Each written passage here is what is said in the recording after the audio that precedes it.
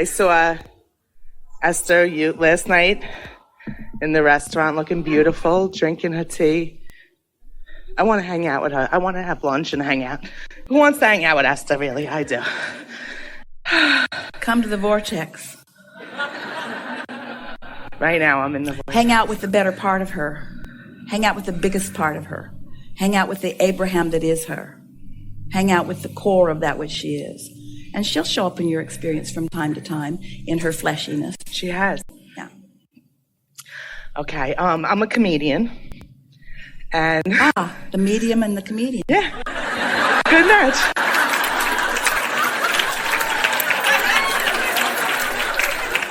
And we've stolen that line from Esther's pink-haired friend, who is a comedian, who does hang out with Esther. Yeah. And they are going to go on the road. They're going to be the medium and the comedian.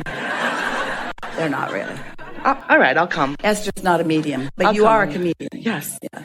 Does the source see me like that, or it's like I also work? I mean, the comedy is like when I'm on stage and I'm making people laugh. Like there's nothing better to me than laughter. But I also work, to afford, my bills or whatever, whatever like. But all I really want to do is the comedy and make people laugh. You know why it calls you in such a strong way is because when you are in the mode of doing that, you are tuned in, tapped in, turned on. Yes. And that source within you understands the audience, knows where they are, and is utilizing you and your clarity to raise them on the emotional scale, to take the sting out of some of the things that they're living and put it in the perspective of alignment. Yes? Yes. That's all I want to do. That's not all you want to do. If it was all you were doing, after a while you would say, do I have to keep doing this? You're wanting variety and diversity. How could you know you're happy if you're always happy? Right. Would you like to just eat all the time? Yes.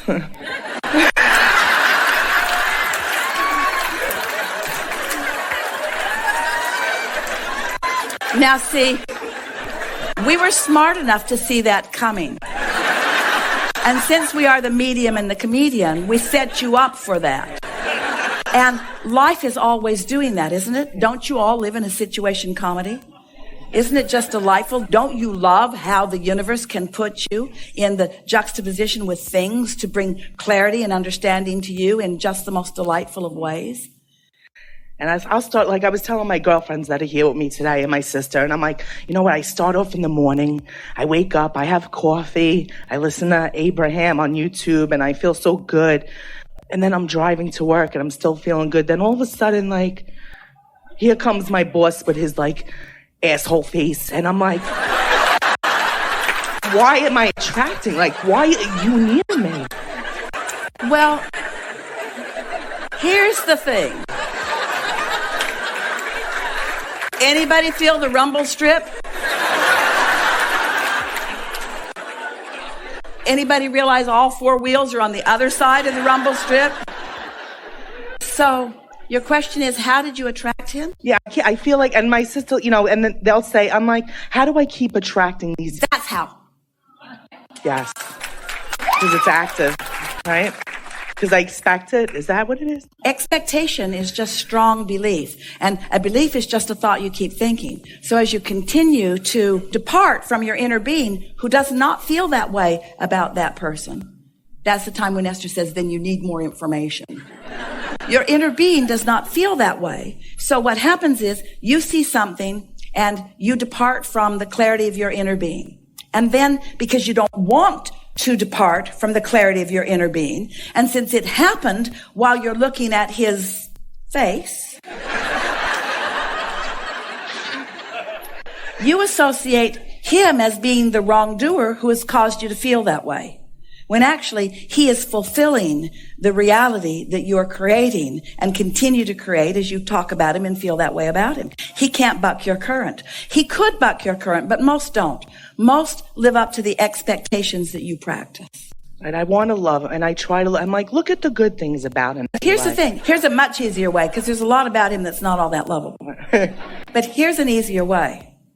I want to see him as my inner being sees him, period. I want to feel about him like my inner being feels about him. Because when I look at him differently, I don't feel so good. And I refuse to let him be the reason that I'm denying myself connection to my inner being in the now. You might even say that to yourself out loud in reference to him. You are not going to deprive me of who I am.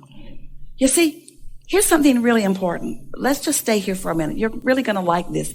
And this is a new conversation, and it's a leading edge thought for these masterful creators that you have become.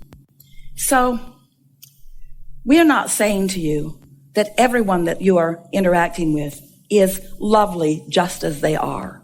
A lot of them are not all that lovely. But you cannot deny the truth of who you are by perceiving them differently than the way your inner being sees them. And so when you choose something that is a departure from who you are, that is validated by their behavior, in other words, we understand it's a reality that you're witnessing. But the question is the what is that I'm witnessing really what I want to devote my now to? Or do I want to see the now that is happening around me through the eyes of source? Do I want it to be a moment of sweet spot and expansion? Or do I want it to be a moment where I'm depriving myself of something? What happens when you find something that you're struggling with and you give a lot of attention to it to the point that you've got pet names and you have fun conversations that you're having with each other? You're not allowing the law of attraction to work things out. You're holding what you don't want tied into your experience. So, as Esther looked back on the experience and she realizes how the perfection of the universe offered the perfect opportunity for the releasing of this, she knows that she was in vibrational alignment when that happened. But then after the fact, what makes you so ready to condemn yourself? What makes you so ready to say, these are wrong actions that I'm offering? What we want you to do is to acknowledge the rightness of who you are.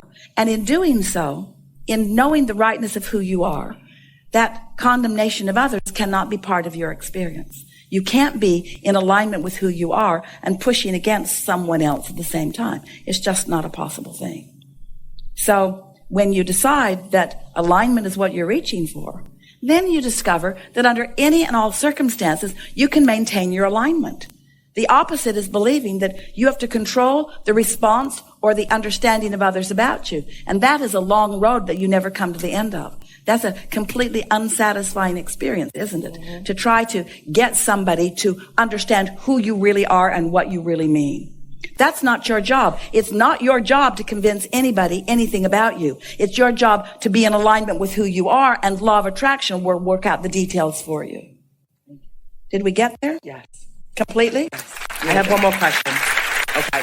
My mom, she transformed back into non-physical, if I'm saying it right. Her birthday is January 24th, right? And I'm always constantly seeing on the clocks, 124, 124, 10, any way that number can present itself, it does. Is that like, I don't know if they physically see you or... Yes. Now, let me ask you, and I don't mean this to be funny, but like, let's say you're like pleasuring yourself, right? Are they watching? Like, cause that could, you know what I mean? Like, do they see that? Because then you feel like it ruins it. Like, If you go under the covers, can they still see it?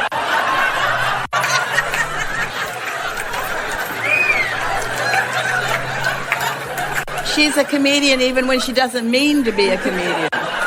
Or there's never a time that you don't mean to be a comedian, is there? When Jerry and Esther first realized that we were flowing into their experience, that was a concern of theirs too. And then they came to realize that because your inner being is always loving you and never condemning you and never finding fault with you, that then there's never a reason for you to want to hide yourself from something that you can never hide yourself from. So, yes, your mother is aware of you. Your mother is aware of you. But you have to understand, the absence of condemnation is only known powerfully by you when you are in the mode of condemnation. In other words, this ties precisely into what we were just talking about. Almost everyone is concerned about the way they are being perceived by others. Now, it's interesting. You're talking about something as if it embarrasses you, but you're talking about it in front of a few hundred people. And is it because you feel safe here? Is it because you feel that there's an absence of condemnation here? Why would you talk about something that you seem to be worried about in front of a lot of people? No, I'm not worried. I'm just wondering, I'm just wondering. But feel what we're getting at. Yeah. One of the things, in fact, it may be the thing that trips more people up than all other things put together, is you care about the way you are perceived. And for a good part of what you have been living and what you are living, there is this need to be approved of, because the way others are feeling about you is affecting the way you are feeling. And we understand that that's a sort of natural byproduct of life, that when you say something that makes people laugh, it is pleasing to you, that they are being uplifted by something that you are doing. And that if you do something that someone disapproves of, that in their anger or in their disappointment in you, it makes you feel as if you should have done something different, because you are all born uplifters. You are all born wanting to be a vibrational match to who you really are. But when you realize that your connection to your own inner being, your connection to that source within you who is always adoring you no matter what, once you line up with that and once you are consistently there, then you come to realize that there is never anything that you need to hide from your inner being. And it's a good thing, because there is nothing that you ever can hide from your inner being. And after you connect with your inner being and feel the love of inner being, you'll realize that so much of the pleasure that you are living is because your inner being is living the pleasure right there along with you. The greatest pleasure that you are experiencing is the pleasure that you are allowing yourself to feel. In other words, when we talk about joy and you feel joy, the reason that you are feeling joy is because your inner being is joyous and you are not pinching yourself off from that joy, you see. You have all done pretty much of a number on yourself by listening to those who have sought to control you, who have said to you, if you do this, you are bad, and if you do this, you are good. They say to you, you must not do these things, and you must do these things, and then you can be part of my club. Then you can be part of my religious club or whatever it is. And so many have tried to do all the things that they said to do and not to do the things that they said not to do. And then they look around and there are other people who are thriving and joyful who aren't keeping those rules. And then they say to you, oh, you can't take score by what's happening with you here. It's all going to happen in the afterlife. In other words, if you're too happy now, then you'll be punished for it later. Does any of that make sense? So you begin to carry around these attempts at presenting yourself to others in a way that they will approve of you. And it makes you nuts, because they are asking different things from you. If you have great success, there will be those who hate you. And if you have great failure, there will be those who hate you. There will always be those who will feel however they've decided to feel that you have no control over. But we promise you, it's not your dearly departed moving into non-physical energy, pure positive energy, source energy mother, who is ever going to condemn you for anything ever. And your belief that she might will disconnect you from source energy quicker than anything else. Thank you. Instead, how it is that they are surrounding you, they are walking with you, they are flowing with you. You have their undivided attention. You have our undivided attention. That's why we so are encouraging you to do your best to move up the emotional scale and reach for thoughts that feel good and get into that sweet spot. So the fullness of all that we are enjoying about your life experience, you will be in on too. Do you realize how perceptive you can be when you are in sync with source energy? That with all of us looking, that you won't miss anything. You won't miss opportunities. You won't miss the impulse to say the perfect word at the perfect time. You'll be able to devour your environment through all of your physical senses. This sumptuous, sensuous, delicious, fantastic tapestry of life experience that you are all involved in is being devoured by source energy through your eyes. You are the extension of source out here on the leading edge, having all of those experiences, you see. But when you pinch yourself off from it by remembering some flawed premise that somebody else who wanted to control you gave to you, it is our promise to you that when you are in sync with source, that you will be uplifting to this world. When we say to Esther, we really mean it when we say, everything is always working out for you. When she accepts that and knows that, that's when she allows the fullness of that which we are to flow through her. And that's when she loves her life the most. And the same is true of you. Enough? Yes, thank you.